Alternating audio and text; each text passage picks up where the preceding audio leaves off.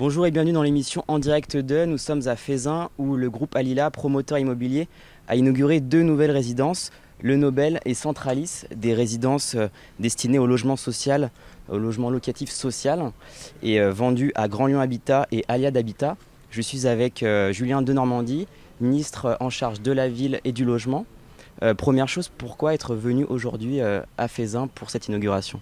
Parce que c'est un très beau projet, un projet qui va permettre à plusieurs dizaines de familles d'avoir un habitat non seulement à prix abordable, mais en plus de très grande qualité.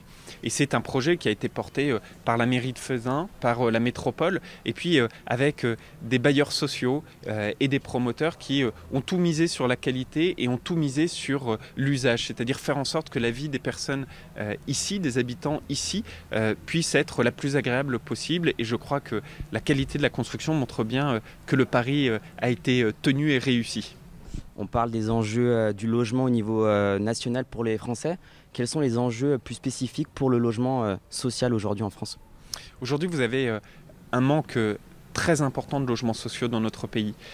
Vous avez près de 1,5 million de nos concitoyens, 1,5 million de Françaises et Français qui sont en attente d'un logement social. Et donc, il y a beaucoup d'endroits où il nous faut construire plus de logements sociaux. Ici, à Feyzin, ça a été le choix de la maire et de la métropole, et ça a été un choix courageux.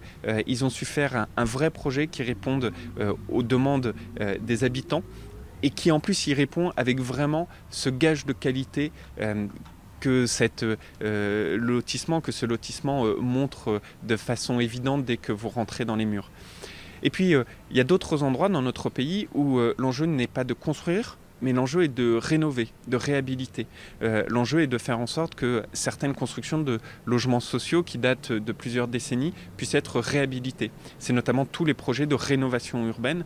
Et là, on fait beaucoup également de projets. On appuie les bailleurs sociaux, les élus locaux pour rénover les logements sociaux à la fois dans les quartiers dits difficiles, mais aussi dans d'autres endroits, parce que c'est important de maintenir également un parc de qualité. Il s'agit de construire là où c'est nécessaire et de rénover là où c'est nécessaire.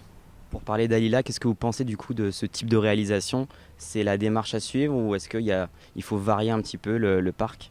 Moi, je suis toujours convaincu qu'il n'existe pas un modèle unique et que si certains peuvent critiquer certains modèles parce qu'eux-mêmes utilisent d'autres modèles, ça n'a jamais été quelque chose qui, moi, m'a fait reculer dans mon désir justement de dire qu'en fonction des territoires, en fonction des spécificités des uns et des autres, il y a toujours plusieurs modèles qui peuvent exister.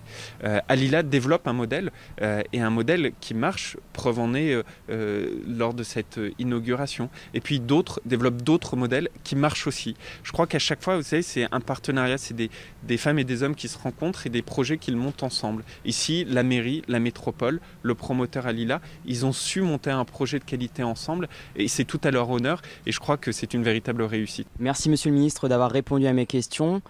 De notre côté, on se retrouve bientôt pour une nouvelle émission.